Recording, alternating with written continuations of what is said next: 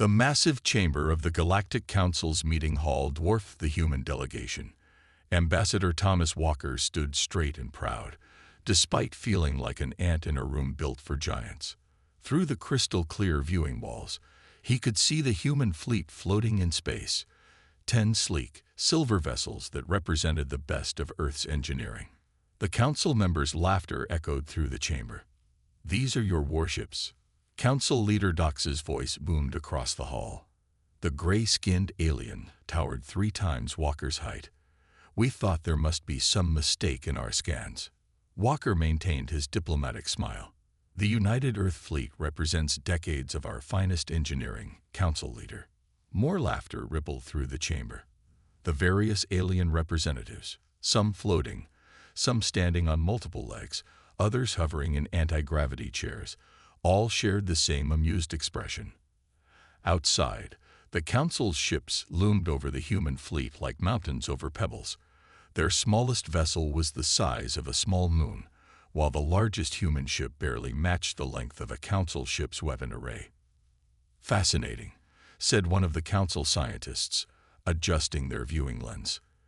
"They've managed space travel with such primitive technology. It's like watching children playing with toys." Walker felt his jaw tighten, but kept his voice steady.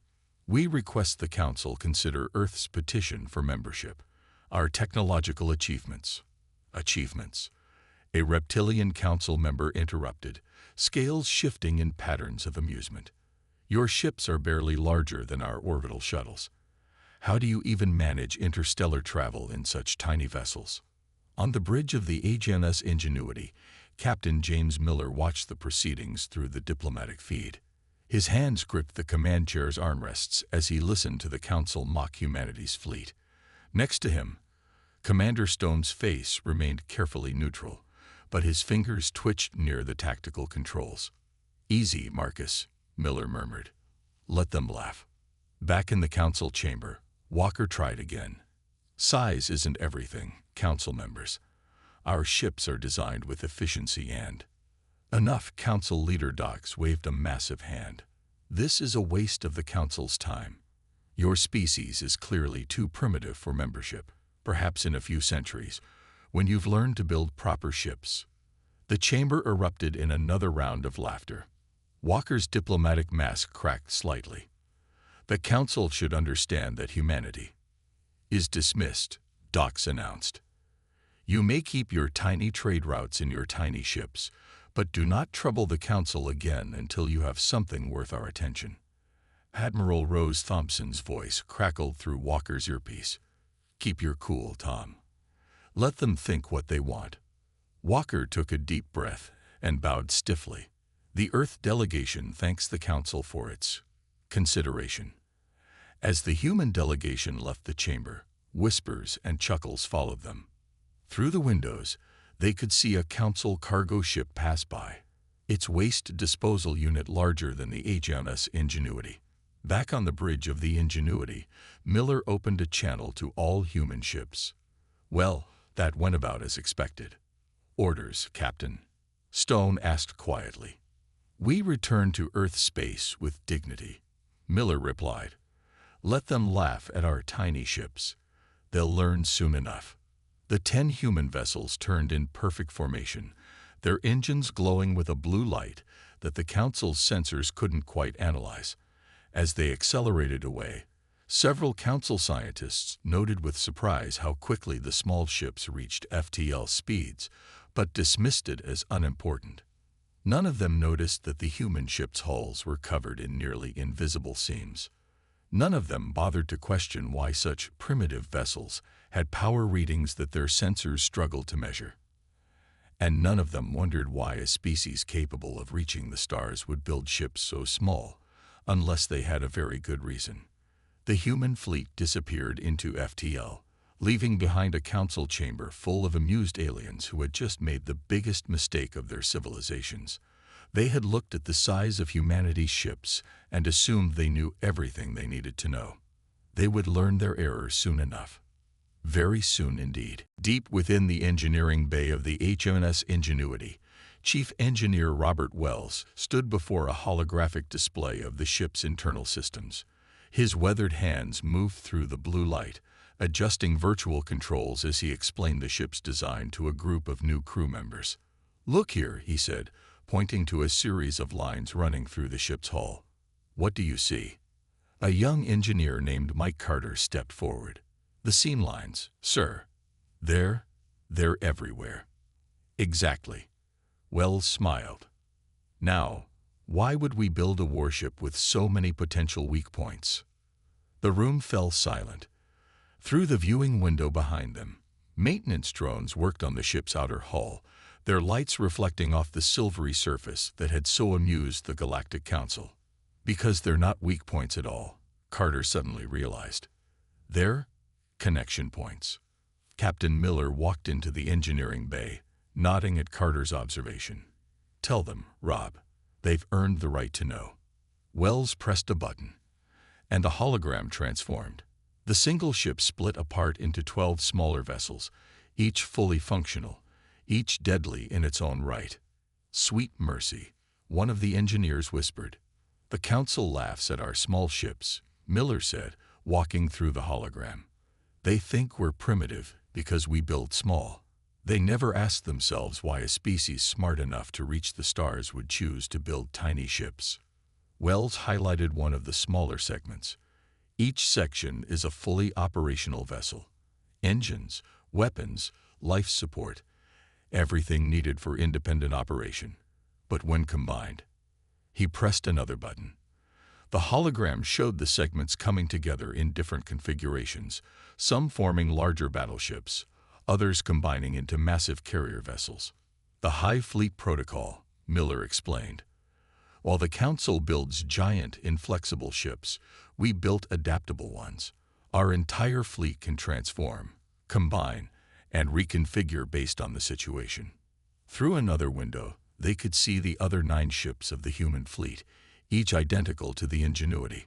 What the Council didn't know was that those 10 ships could become 100 smaller vessels, or combine into 3 massive warships that could match the Council's largest vessels. "But, sir," Carter asked, "why keep it secret? Why let them mock us?" Miller's face hardened. "Because, Engineer Carter, the first rule of warfare is to let your enemy underestimate you." At that moment, Commander Stone's voice came over the intercom. "Captain to the bridge. We're receiving reports of pirate attacks on our trade routes." Miller turned to leave, then paused. "The Council thinks they know what human ships can do. Soon, they'll learn how wrong they are." Dismissed. Later, on the bridge, Miller studied the tactical display with Stone and Admiral Thompson's hologram. "The pirates are using Council-made ships," Stone reported. "Too well-armed for normal raiders." "And the Council's response to our diplomatic protest?" Miller asked. Thompson's hologram shook her head. "They suggested we build proper ships if we want to defend ourselves." Miller touched the tactical display, fingers tracing the seam lines that ran through his ship. "Well then, perhaps it's time to show them what proper human engineering can do." He opened a channel to engineering. "Chief Wells, begin high fleet preparations. All ships, all crews." "About time," Wells replied, his voice eager. "The crews have been itching to show what these babies can really do." Miller looked out at the stars, remembering the Council's laughter. They thought humanity's ships were toys, unworthy of their attention. They were about to learn that human innovation was anything but primitive. "Send word to all ships," he ordered. "Prepare for transformation protocols. Let's show these pirates why you should never judge human engineering by its size." Around him, the bridge crew worked with barely contained excitement. Soon, very soon, the galaxy would learn why humans built small ships. And the laughter would stop. The HMS Ingenuity's hull began to glow softly, the seam lines becoming visible like brilliant scars against the darkness of space. The transformation was about to begin. The pirate fleet appeared at the edge of the Morrison star system, their massive Council-built ships dwarfing the human cargo vessels they were hunting. 6 enormous warships, each one decorated with battle scars, and trophy marks from previous raids. "Look at these pathetic human ships," the pirate leader broadcast on an open channel. "So small, so weak." Just like the council said. The cargo ship captains heard the message and smiled. They knew what was coming. Behind the transport convoy, just out of the pirates' sensor range, Captain Miller watched from the bridge of the HMS Ingenuity. 5 other human warships floated nearby, their crews ready and eager. "They're using council targeting systems," Commander Stone reported. "Big, powerful, and designed to hit big, slow targets." Miller nodded. "And what are we, Commander?" Stone allowed himself a small grin. "Neither big nor slow, sir." "Signal the convoy," Miller ordered. "Execute scatter pattern Delta. Let's show these pirates why size isn't everything." The human cargo ships suddenly broke formation, moving with a speed and agility that surprised the pirates. Instead of clumping together in fear, they split apart in a complex pattern that made targeting nearly impossible. "Annoying insects," the pirate leader growled. "Launch fighters, swat these little ships down." Hundreds of fighter craft poured from the pirate vessels. They expected an easy hunt. What they got was something very different. "All ships, execute Hive Protocol 3, Miller commanded. "Let's introduce ourselves properly." The HMS Ingenuity's hull began to glow along its seam lines. In seconds, what had appeared to be one small warship split into 8 smaller, faster vessels. The other 5 human warships did the same. Where there had been 6 tiny ships, there were now 48 attack craft, each one moving with perfect coordination. On the pirate flagship's bridge, alarms began to sound. "What's happening?" the pirate leader demanded. "Where did all these ships come from?"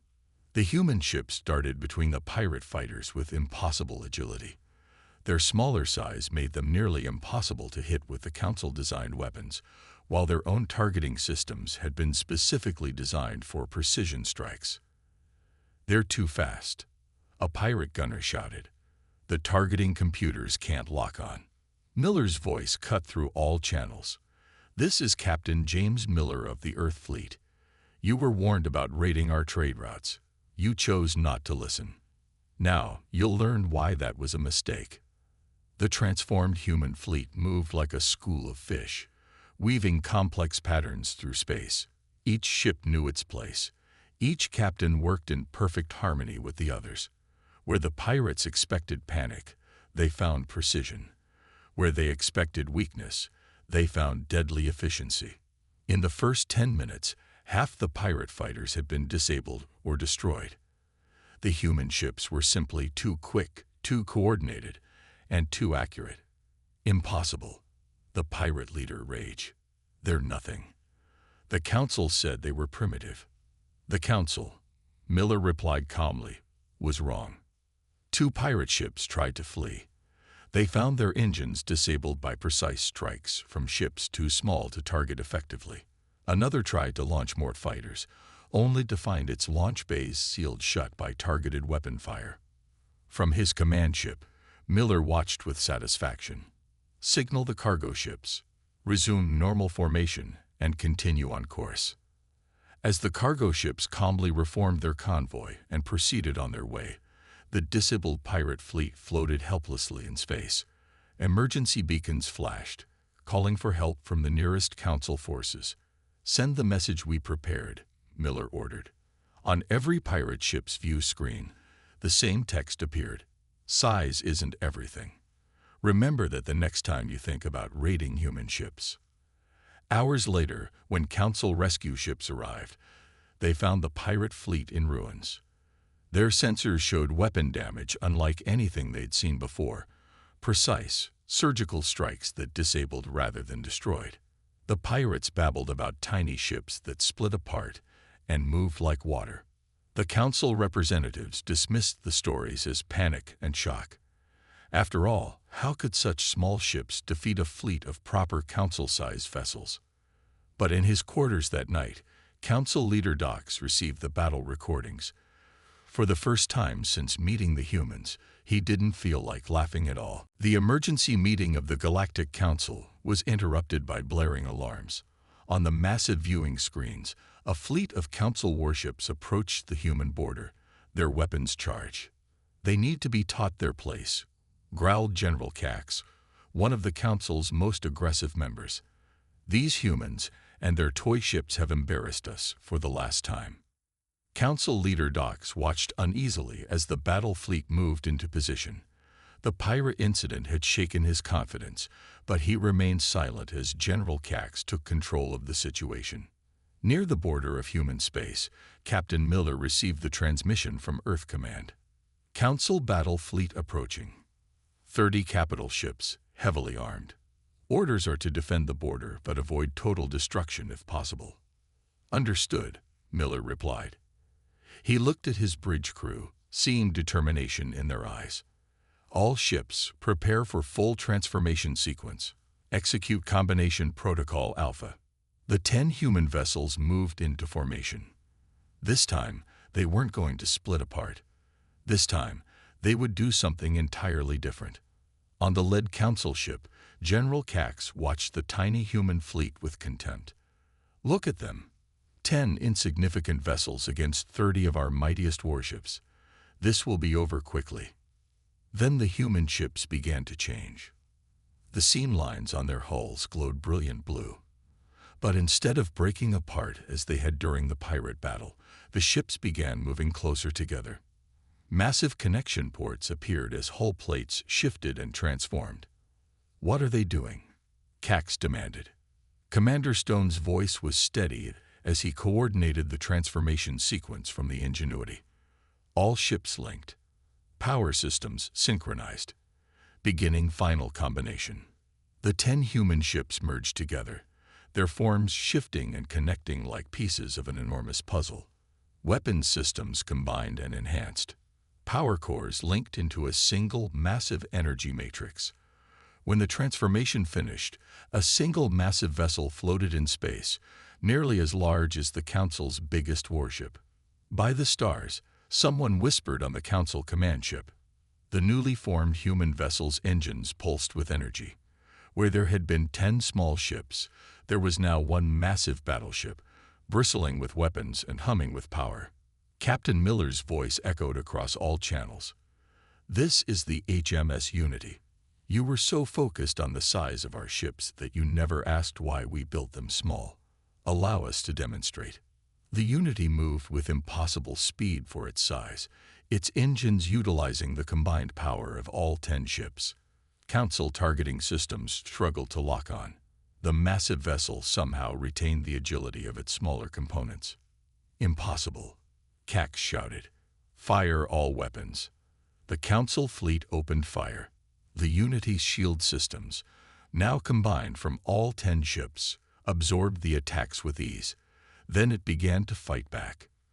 Precision weapons fire disabled Council ships one by one. The Unity's combined targeting systems proved devastatingly accurate. Where a single human ship had carried sophisticated targeting computers, the combined vessel now wielded the processing power of 10 synchronized systems. "Still think our ships are toys?" Miller asked calmly as another Council vessel lost power. In the Council chamber, the emergency session had devolved into chaos. The viewing screens showed their mighty fleet being systematically disabled by a single vessel that shouldn't exist. "How?" Council leader Dox demanded. "How can they combine their ships like that?" A Council scientist finally spoke up. "The seam lines. They weren't weaknesses. They're transformation points. Their entire fleet is modular. They can split apart or combine at will."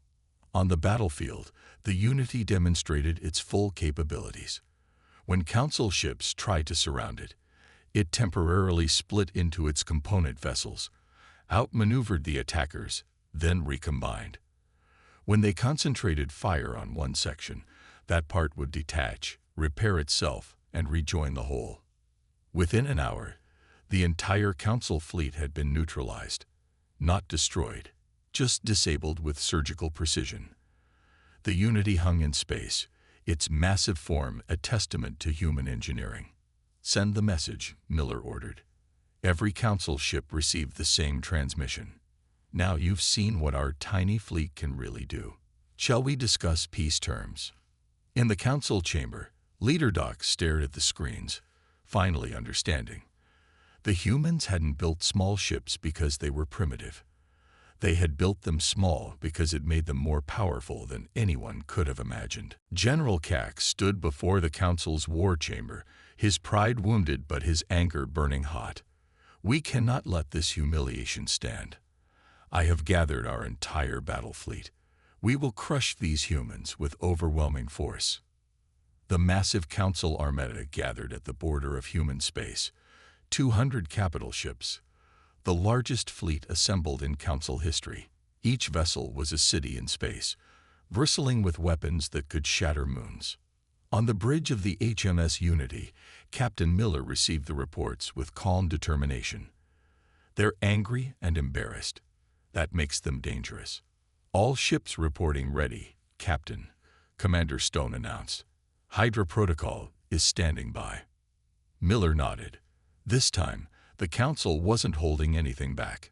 Neither would humanity. Signal all ships. Execute Hydra Protocol. Show them everything. The Unity split back into its 10 component ships. But this time, each of those ships underwent a new transformation. Their hulls opened like blooming flowers, releasing swarms of smaller craft that had been hidden inside. Each original vessel contained 20 drone ships, all controlled by advanced AI systems linked to their parent vessel. 200 council ships against 10 of ours. Miller's voice was steady. Let's even those odds. Where there had been 10 human ships, there were now 210 vessels, 10 crewed command ships and 200 combat drones, each one piloted with perfect coordination through the human fleet's linked AI network. On his flagship, General Cax laughed. They think their little trick with numbers will save them. Our ships are still 20 times their size. All vessels, open fire. The space between the fleets erupted in energy weapons and missile fire. But the human fleet moved like nothing the Council had ever seen. The drone ships darted between the massive Council vessels with incredible speed, while the command ships coordinated their movements like conductors leading an orchestra of destruction. "Sir," a Council officer shouted, "they're small ships. They're targeting our weapon ports with precision strikes." One by one, Council ships found their main weapons disabled by concentrated fire from multiple drones. When they tried to retaliate, the tiny ships simply dodged their massive weapons, which were designed to hit capital ships, not small, agile targets. Impossible. Cax rage. They're only using disable shots. They dare to mock us. Miller's voice came over the command channel. We don't need to destroy your ships, General, just like you didn't need to mock our fleet. But here we are. The battle transformed into a dance of light and shadow. When Council ships managed to destroy some of the drones, the command ships simply released more from hidden bays. The human vessels had been designed with layers within layers, surprises within surprises. Hydra Protocol Phase 2, Miller ordered. Show them why we named it after a creature that grows 2 heads when you cut off one.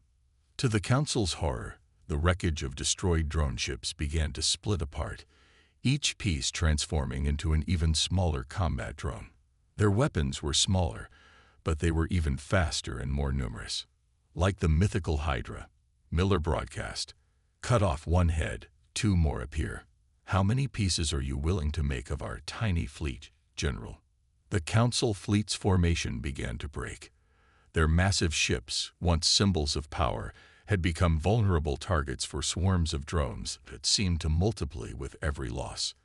In the Council war chamber, Leader Docs watched the tactical displays with growing dread. Their whole fleet, it's designed to adapt, to transform, to become whatever they needed to be. The battle ended not with the destruction of either fleet, but with the Council ships floating powerless in space, their weapons disabled, their engines silent. The swarm of human drones surrounded them like tiny stars, while the 10 command ships moved into formation. Now then, Miller transmitted to the defeated Council fleet. Shall we discuss the true meaning of technological advancement? Size, after all, isn't everything.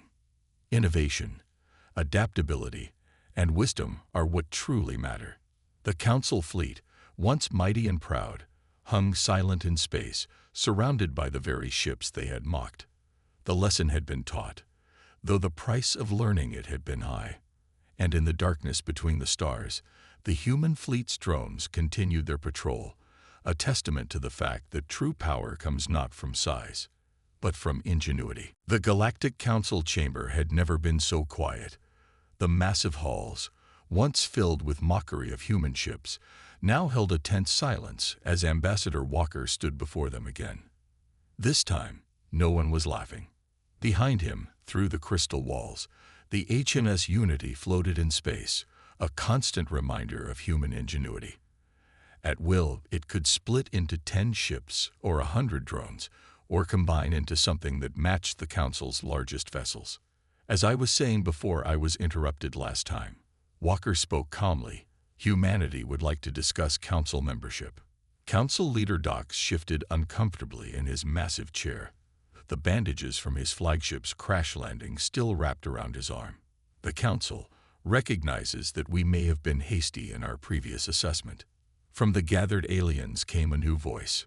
We demand to know how the humans built such ships. The speaker was Ambassador Wren of the Outer Rim worlds, representing 30 smaller species that the Council had long dismissed as minor powers. His 4 eyes were fixed not on Walker, but on the human ships visible through the windows. For too long, Wren continued, the Council has judged power by size. The humans have shown us a better way. Walker smiled diplomatically. Earth is prepared to share our modular ship designs with peaceful allies. All we ask is equal representation in the Council. The chamber erupted in excited discussion. Hundreds of species, long overshadowed by the major powers and their gigantic ships, suddenly saw a path to relevance. On the bridge of the Unity, now split back into the Ingenuity and its sister ships, Captain Miller watched the proceedings with Commander Stone. Looks like we started quite the revolution, sir, Stone observed. Miller nodded. Sometimes the biggest changes come from the smallest sources. The Council session continued as more representatives of smaller species came forward. Each had faced the same dismissal humanity had. Their ships deemed too small, their technology considered primitive simply because it wasn't massive.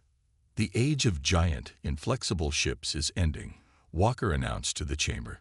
Humanity offers a future of adaptable, efficient vessels that any species can build and maintain. You would share such technology? A Council member asked in disbelief. Size isn't everything, Walker replied with a pointed look. Neither is keeping technology to yourself.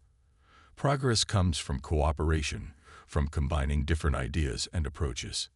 As if to demonstrate his point, the human fleet outside performed a series of transformations.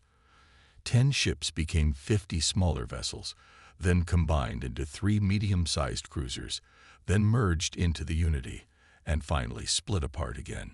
Each change was smooth, efficient, and elegant.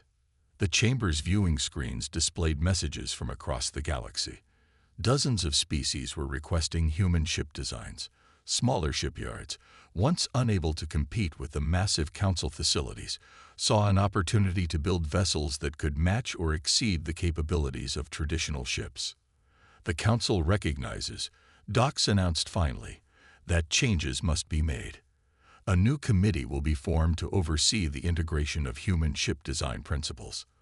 All member species will have equal representation. Walker nodded. Earth accepts with one condition. Yes. The first meeting is held on one of our tiny ships, so everyone can see exactly what they're capable of. Laughter filled the chamber again, but this time it was different. Not mockery, but appreciation. Not dismissal, but recognition. Later, aboard the Ingenuity, Miller received the reports from Earth Command. Dozens of diplomatic missions were being prepared. Engineering teams were being assembled to help other species adapt human modular designs to their own technologies. Quite a change from them laughing at our ships, Stone remarked. Miller watched through the viewport as council representatives toured a transformed section of the Ingenuity, their faces showing wonder rather than disdain. "Sometimes," he replied, "the best way to change minds is to prove everyone wrong. Not through force, but through innovation." The stars seemed brighter somehow, as if the galaxy itself was welcoming a new era, an era where the size of your ships mattered less than the intelligence used to design them, where cooperation would replace mockery, and where humanity's tiny fleet would help forge a better future for all species. The revolution had begun, not with a bang, but with a transformation. 1 year after the battle that changed the galaxy, the transformed council chamber barely resembled its former self. Gone were the oversized seats and towering platforms that had once dominated the space. Instead, adaptive seating accommodated species of all sizes, a physical reminder of the new philosophy that now guided galactic civilization. Captain Miller stood beside Ambassador Walker, watching as the first graduating class of the Multi-Species Engineering Academy demonstrated their final projects. The chamber space was filled with holographic displays showing ship designs that would have been unthinkable just a year ago. "Look at this one," Miller said, pointing to a crystalline ship design. "The Axoni species took our modular concept and applied it to their living crystal technology." Walker nodded. "And there, the Rim-World's solar sail ships with transformation capabilities. Who would have thought our tiny fleet would inspire such innovation?" In the center of the chamber, Council Leader Dox, now first speaker of the Reformed Council, stood before the gathered representatives. The bandages were long gone, replaced by a simple Earth-made adaptive suit that allowed him to adjust his size at will. 1 year ago, Dox announced, "We thought we knew what power looked like. We measured strength in size, progress in scale, and worth in weight." He paused, looking at the human delegation. "We were wrong." The chamber's main viewing screen activated, showing a live feed from shipyards across the galaxy. New vessels of all sizes were under construction, each incorporating the modular transformation technology that humanity had shared. Commander Stone, standing at Miller's other side, checked his datapad. "Reports from the Border Patrol, sir. Piracy is down 90% since the smaller species started using our ship designs. Turns out it's hard to rob someone when you don't know if their cargo ship can turn into a battlecruiser." Miller smiled. "Funny how that works." The next speaker was Ambassador Wren, now head of the Technology Exchange Committee. "The human concept of adaptive design has revolutionized more than just our ships. Look at our cities, our stations, our tools. Everything is being redesigned to transform and adapt as needed." On cue, the chamber itself began to change.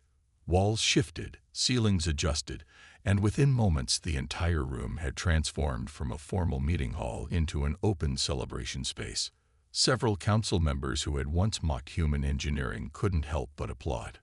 "Earth is proud to announce," Walker stepped forward to speak, "that the first multi-species fleet will launch next month. Ships designed and built through cooperation between 20 different species, combining the best of all our technologies." The viewing screen showed the new fleet.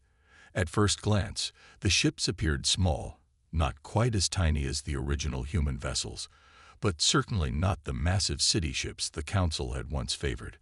But as they watched, the vessels demonstrated their capabilities, transforming and combining in ways that even humanity hadn't imagined. "We've learned from each other," Miller addressed the chamber. "Human modular design, Axoni crystal computing, Rim-World solar drives, Council energy systems, all working together, all adaptable, all powerful in their own way." And to think, Dox added with a humility that would have been unthinkable a year ago, "It all began because we laughed at a few small ships." The celebration continued as news came in from across the galaxy. The new ship designs had opened up exploration of regions once thought unreachable. Trade was flourishing as vessels adapted to meet any challenge. Defense fleets protected commerce without intimidating peaceful species. Later, on the observation deck of the Ingenuity, Miller and his crew watched the graduation ceremony's fireworks display. Each burst of light was created by tiny drone ships, dancing and transforming in the darkness. "Remember when they called us primitive?" Stone asked. "Remember when they thought size was everything?" Miller replied. Walker joined them, holding a datapad with the latest council reports. "Well, they're not laughing now. Instead, they're learning. We all are." The Ingenuity's hull gleamed in the starlight, its seam lines now a proud symbol of the revolution it had started. In the distance, ships of all sizes and designs moved through space, each one a testament to the power of innovation over intimidation, of adaptation over aggression. The galaxy had learned that true strength wasn't measured in size, but in the ability to change, to adapt, and to grow. And it all began because someone had mocked a tiny fleet of human ships. That had been their first mistake, and their last.